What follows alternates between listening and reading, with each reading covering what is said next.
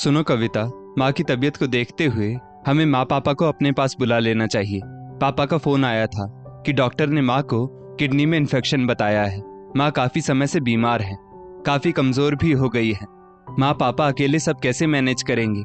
नौकरी के चलते मेरा बार बार वहां जाकर रुकना भी नहीं हो पाता। तुमसे कितनी बार कहा हफ्ता 10 दिन के लिए माँ के पास रह आओ, पर हर बार तुम्हारा कोई ना कोई बहाना तैयार रहता है। आशीष ने अपनी पत्नी कविता से कहा। कविता के चेहरे के रंग बदलने लगे। क्या सचमुच जरूरी है माँ पापा को यहाँ बुलाना? माँ की देखभाल के लिए कोई केयर टेकर नहीं रख सकते हैं वहां? कविता ने कहा। तुम्हारी जानकारी के लिए बता दूं, माँ के लिए केयर टेकर की व्यवस्था पापा ने कर रखी है, पर छोटे शहर में कई डॉक्टरों को दिखाने के बाद भी समस्या की असली जड़ का पता नहीं चल पा रहा। तुम्हें पहले भी तो बताया था, पर तुम किसी बात को गंभीरता से कहाँ लेती हो? खुद से हालचाल पूछने के लिए फोन तक नहीं करती हो। अभी तुम्हारे मायके में किसी को कोई दुख तकलीफ होती तो दिन में 4 बार फोन करके खबर पूछती। तुम्हारे लिए तो मायके का दुख दुख होता है, ससुराल का दुख कुछ भी नहीं। आशीष ने चेहरे पर व्यंग्यात्मक हंसी लाते हुए कहा। याद है तुम्हें पिछले साल तुम्हारे पापा के छोटे से ऑपरेशन में तुम कितना घबरा गई थी? फोन आते ही बोरिया बिस्तर लेकर मायके जाने को तैयार थी। वहां तो तुम्हारे भाई भाभी सब थे पापा के पास। यहाँ तो मैं मेरे माँ बाप का इकलौता बेटा हूँ और तुम इकलौती बहू। अपना कुछ तो फर्ज समझो। आशीष ने गुस्से में कहा। हाँ ठीक है ना, मैंने कब मना किया मम्मी जी पापा जी को यहाँ बुलाने से? पर हमारे इस किराए के घर में जगह कहाँ है उनके रहने के लिए? कविता बोली। पापा को कहता हूँ जलगांव वाला अपना बंगला बेचकर यहाँ चेन्नई में 3-4 बेडरूम का फ्लैट या मकान लेकर सब साथ रहेंगे। यहाँ तो मेरी सैलरी का बड़ा हिस्सा मकान के किराए में ही चला जाता है। आशीष बोला। कविता शादी करके उसी बंगले में आई थी। घर की भव्यता देखकर उसकी आंखें खुली की खुली रह गई थी। ऐसा घर तो बस वो सपनों में देखा करती थी। सचमुच उसका ससुराल बहुत संपन्न था। ससुर जी का अपना रेस्टोरेंट था जो अच्छा चलता था। आशीष भी पिता की रेस्टोरेंट चलाने में मदद करता था। सास शांति जी अपने नाम के अनुसार एकदम शांत सरल स्वभाव की महिला थी। कविता निम्न मध्यम वर्गीय परिवार की लड़की थी। खुद का कोई पर्सनल कमरा भी नहीं था उसके मायके में, पर यहाँ बड़े से घर में गृह प्रवेश करके उसके मन को सुकून मिल रहा था। ससुराल आते ही कविता अपने आप को बड़े घर की मालकिन मानने लगी थी। वैसा ही आचरण करने लगी थी। भाग्य ने ऐसी करवट पलटी कि उसकी खुशियां ज्यादा दिनों तक नहीं रही। रेस्टोरेंट के बिजनेस में घाटा होने लगा क्योंकि आसपास मॉल और कई बड़े होटल खुलने लगे थे। खर्च निकालना तक मुश्किल होने लगा। रेस्टोरेंट का किराया, स्टाफ की तनख्वाह, बिजली का बिल, ये सब चुकाना मुश्किल हो रहा था। फिर भी पिछली बचत से ससुर जी ने स्थिति को संभालने की खूब कोशिश की, पर नुकसान होता चला गया। रेस्टोरेंट को बंद करना पड़ा। आशीष पढ़ा लिखा था, इसलिए नौकरी के लिए चेन्नई आ गया। उसके माँ पापा ने उसकी पत्नी और 2 साल की बच्ची को भी उसके साथ ही भेज दिया। आशीष और कविता नए शहर में गृहस्थी बसाने में जुट गए। आशीष के माता पिता ने अपने ही घर में रहना उचित समझा।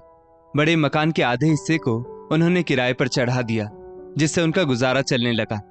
जब परिस्थितियां कुछ हद तक सामान्य होने लगी कि तब आशीष की मां किडनी से संबंधित परेशानी से ग्रसित हो गई। परेशानी काफी बढ़ने लगी। छोटे शहर में इलाज का कुछ असर नहीं हो रहा था और पैसे भी खूब लग रहे थे। इस वजह से आशीष के पापा पत्नी का इलाज चेन्नई जैसी बड़ी सिटी में करवाना चाह रहे थे। आशीष ने अपने पापा से बात की कि माँ के इलाज के लिए जलगांव वाला बड़ा बंगला बेच दिया जाए और यहाँ चेन्नई में ही फ्लैट ले लिया जाए, क्योंकि उसके 1 BHK के फ्लैट में रहने की जगह नहीं है। मैं क्या कहती हूँ, 3 BHK का एक फ्लैट लेने से अच्छा है हम 2 फ्लैट लें। एक 2 BHK का जिसमें हम रहें और एक 1 BHK का जिसमें माँ पापा रहें। इससे मेरी प्राइवेसी भी बनी रहेगी। सास बहू का रोज का ड्रामा भी नहीं होगा। अपना बनाओ अपना खाओ। माँ की मदद के लिए घरेलू सहायिका रख लेंगे, कविता ने आशीष से कहा। आशीष तो वैसे आज्ञाकारी पति था। उसे पत्नी की ये बात सही लगी।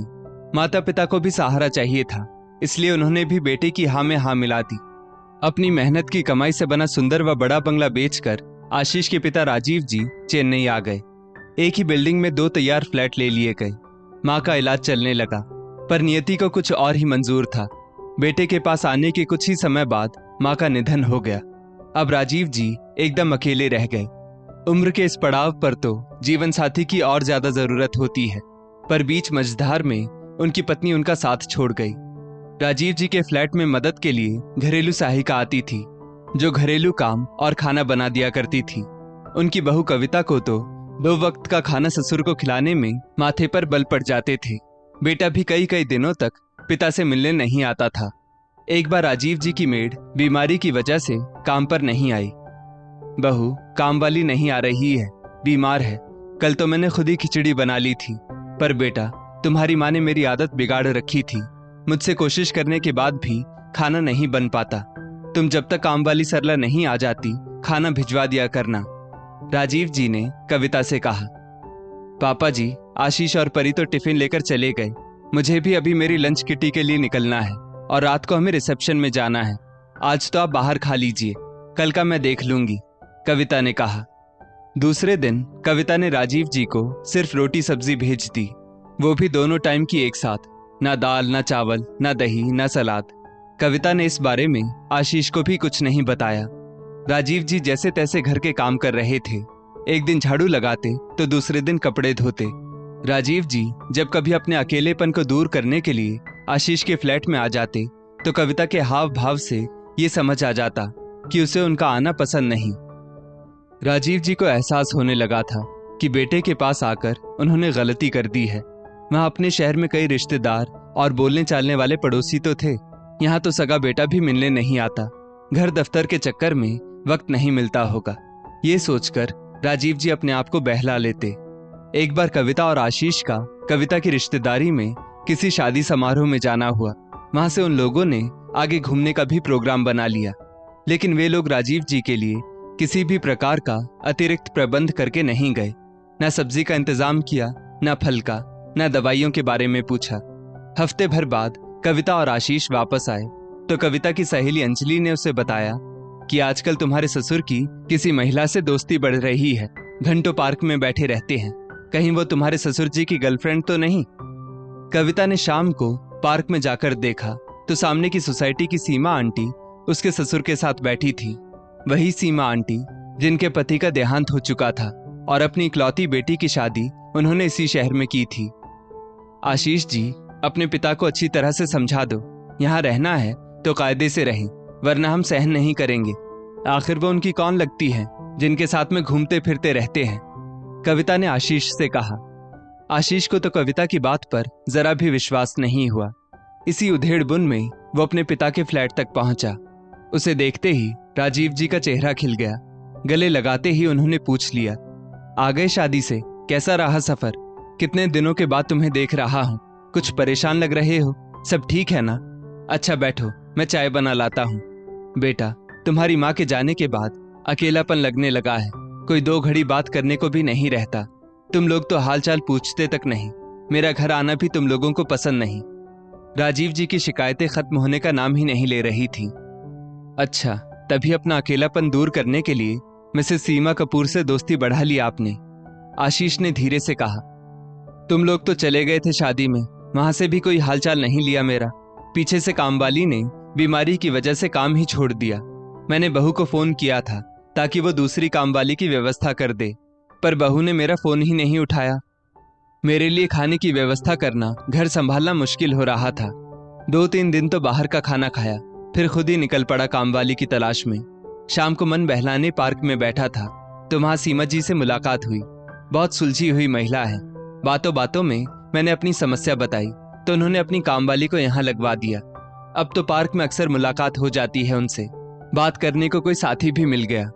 राजीव जी ने आंखों में चमक लाते हुए कहा। आशीष के चेहरे के रंग बदलने लगे।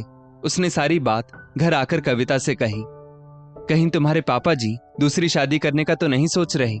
पापा जी को तो शर्म लिहाज रहा नहीं, ना उम्र का ख्याल, ना समाज का। आप उनके इकलौते बेटे हो, उनका सब कुछ हमारा है। पर अगर उन्होंने शादी कर ली तो उनकी शादी के बाद उनका सब कुछ उनकी पत्नी का हो जाएगा। बैंक में भी करीब 10 लाख तो होंगे ही उनके अकाउंट में, और सासू माँ के गहने भी तो हैं उनके पास, कविता ने कहा। तुम कुछ ज्यादा तो नहीं सोच रही? आशीष ने कहा। अरे आज ही मेरी अपनी बुआ के बेटे से बात हुई। आपको तो पता है 2 साल पहले मेरी बुआ का देहांत हो गया था। अभी 6 महीने पहले फूफा जी ने दूसरी शादी की थी। नई पत्नी ने आते ही घरेलू फैसले, आर्थिक फैसले सब अपने हाथों में ले लिए। नई पत्नी के बहकावे में आकर कल फूफा जी ने अपने बेटे बहू को घर से निकाल दिया और अपनी जायदाद से बेदखल कर दिया। बताओ, कोई सगी माँ अपने बेटे के साथ ऐसा कर सकती है भला? पर सौतेली माँ कर सकती है। इसीलिए चिंता हो रही है कि कल को कहीं हमारा भी ये हाल ना हो। कविता ने डरते हुए कहा। गलती हमारी भी तो है जो हमने उन्हें एकदम अकेला कर दिया। उनका जरा भी ध्यान नहीं रखा, उनका घर बिकवा दिया, यहाँ फ्लैट खरीदे, वो भी दो दो। उन्हीं के पैसों से लिए फ्लैट में रह रहे हैं हम, और अब भी उनके पैसों पर नजर गड़ाए हुए हैं। पर उनकी मुश्किलें नहीं दिखी हमें। अब तुम्हें उनकी शादी का डर सता रहा है, आशीष बोला। कविता भी सिर झुकाए खड़ी थी। सुबह उठते ही कविता आशीष से बोली, ये पापा जी को चाय नाश्ता दे आइए और 2 घड़ी उनके पास बैठ भी लीजिएगा, और उनसे कहना दोपहर का खाना मैं पहुंचा दिया करूंगी गर्मा गर्म, और रात का खाना हम सब साथ यहीं अपने फ्लैट में करेंगे। शाम को मैं परी को लेकर पार्क चली जाऊंगी।